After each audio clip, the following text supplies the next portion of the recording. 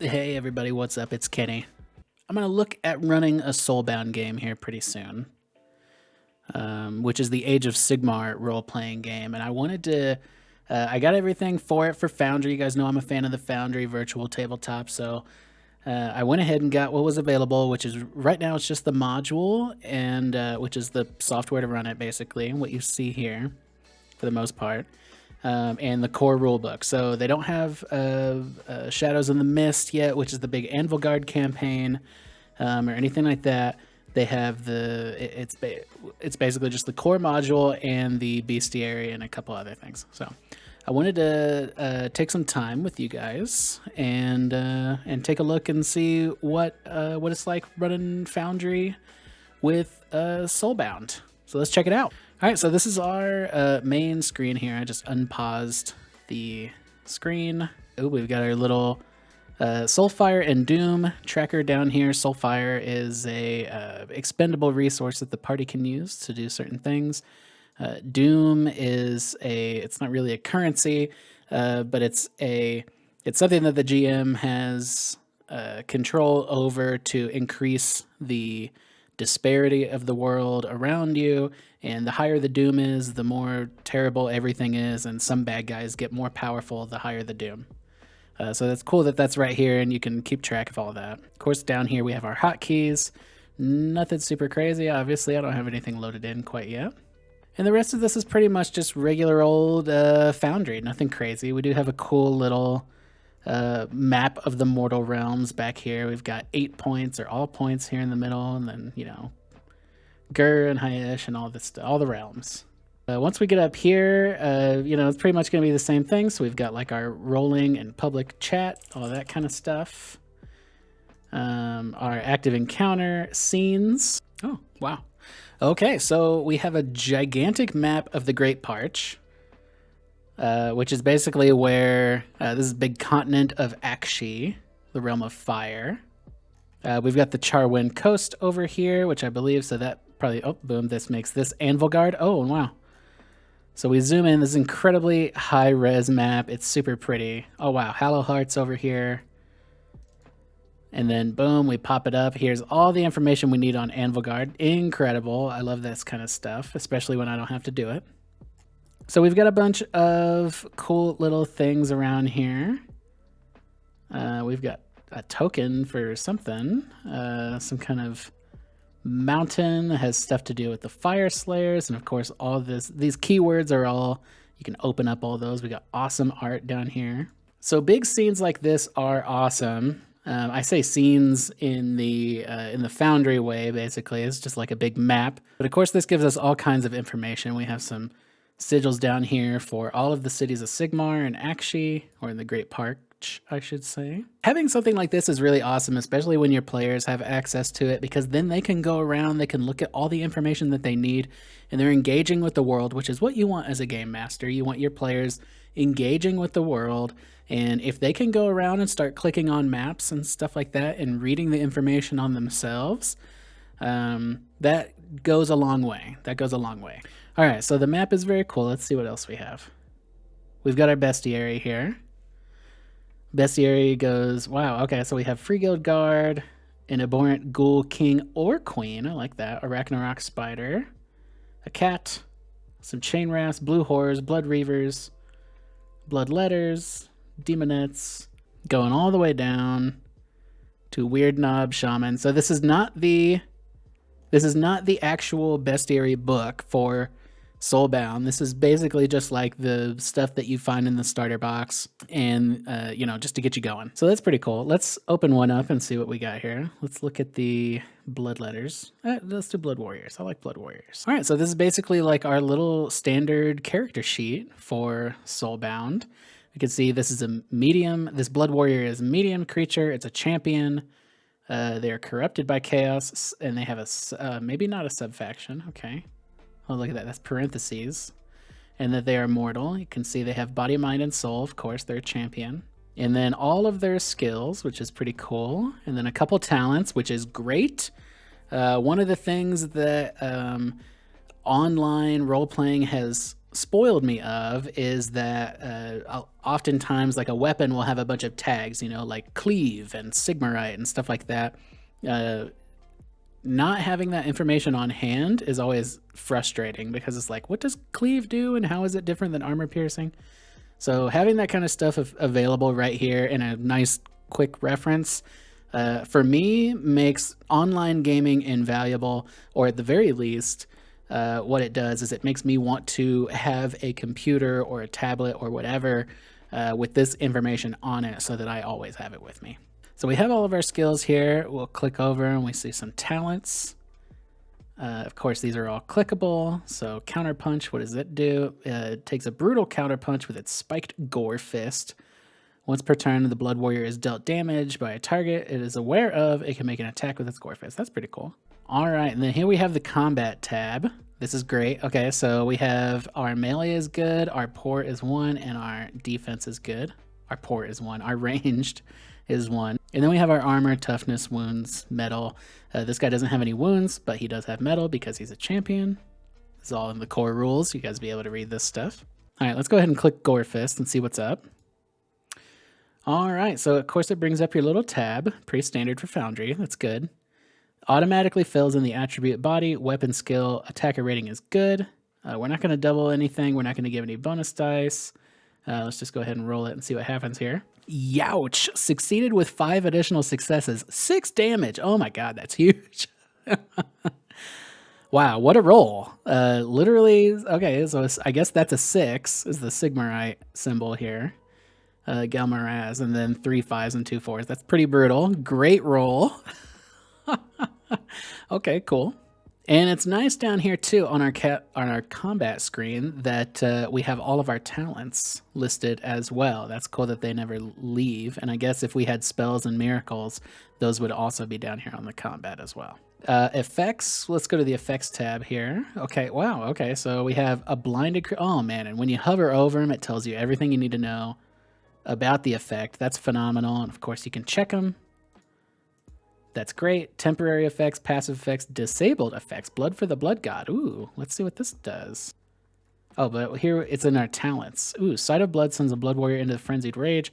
Blood Warrior is in the same zone as any creature has suffered a wound. Its melee increases 1 step. Oh, okay, cool.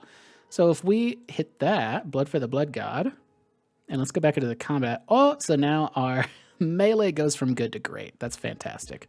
Well done. And then we have our gear here, which is nice. So you get a Gore Axe, a Gore Fist, and a Gore Glaive, of course. That's going to be pretty cool. And then, of course, any notes. Oh, and the notes is totally just the fluff from the tome, from the battle tome, the core rulebook. That's awesome. All right, so the bestiary is a huge success. I think this is all amazing stuff here.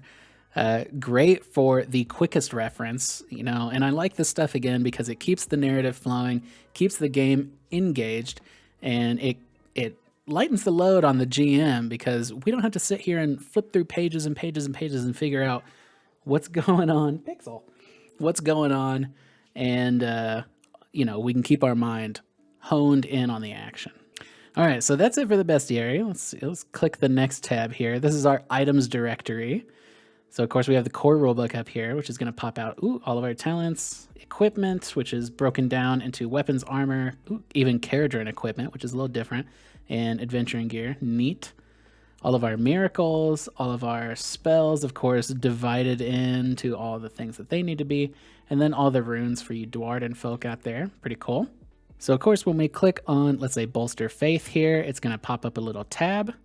And then we can hit this to post the item. This is very standard for Foundry, but if you guys haven't worked with Foundry before, this is what it's like.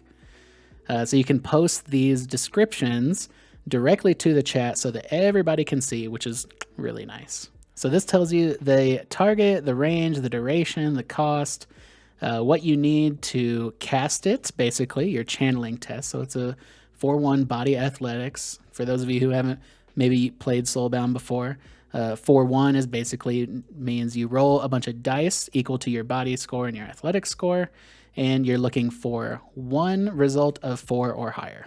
And then, of course, it gives us the whole description, lets us know what's going on, and if anybody's concerned, or if you as a player are casting this spell, you can also post it to the chat so that the GM can read it and be like, okay, cool, I know exactly what's happening.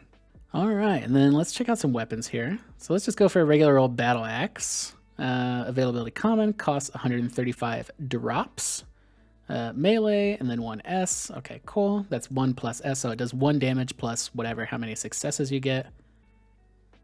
And it tells you the ooh, you can just fill in the DN here. So I'm definitely going to be doing body and weapon skill here. Oh, cool. And you can even fill in your own traits. So earlier when I was talking about stuff like, what was that? Cleave and armor piercing and stuff like that. So now we can go through and we can be like, oh, you have a battle axe, but actually it's etheric. So now it's got the etheric tag on it. That's pretty cool. And of course you can drag and drop these onto player character sheets. And the rest of everything else is going to kind of just be similar, you know, like you're going to have your talents here. It's going to let you know what you want, what you get. It's going to give you the description. It's going to give you the requirements. All pretty standard, very standard stuff. So let's go over to the journal entries tab here. Core rulebook. Oh, look at that. Okay, cool. So it gives you the whole rundown on character creation, which is awesome. All of your archetypes, which is going to be like your classes, whatever you want to do there. Skills and talents is going to be skills and talents. All of your equipment. Let's just open up one of these. Weapons and armor. Oh, wow. That's beautiful. Okay, so obviously this is going to bring up the entire chapter, essentially, from the core rulebook of weapons and armor. Gives you everything you need to know. And of course, every single one of these, you can just open it right up from clicking over here. Tells you what the traits are, how rare it is, the availability, all that stuff. And of course, we get some beautiful art. The art in this book is awesome. And yeah, basically just the entire chapter, even the little pop-up boxes and sidebars, it looks like, goes on a little bit more about armor. And again, this stuff is awesome because players will have access to this kind of stuff, and you don't have to answer rules questions as much or as often because your players are going to be able to go through all these databases and look them up very quickly.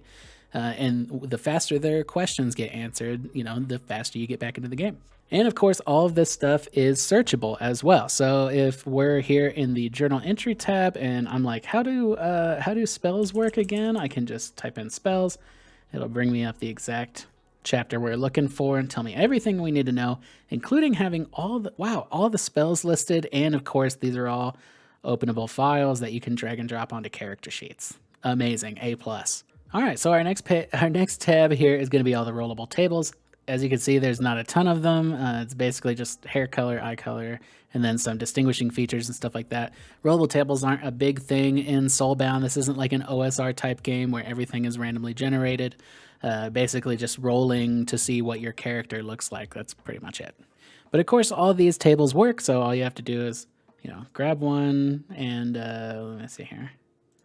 I type, and then we can basically just go ahead and roll this. It'll make a dice sound. And we have striking eyes.